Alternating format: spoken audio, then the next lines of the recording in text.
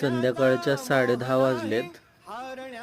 अजून काय झोप येईना मला, कारण की उद्या एक ह्या माझ्या फॅमिलीतला एक सदस्य कमी होणार आहे.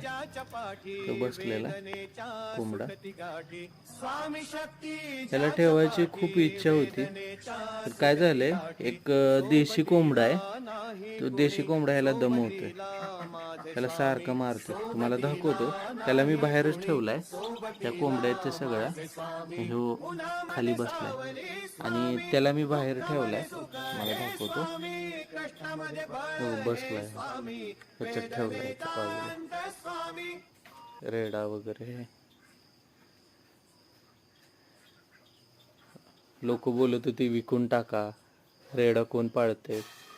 त्याच्या आयुष्यात त्याचं जेवढं आयुष्य आहे तेवढं जगेल. टेन्शन घ्यायचं नाही. कसाबाच्या दावणीला बांधायचं नाही.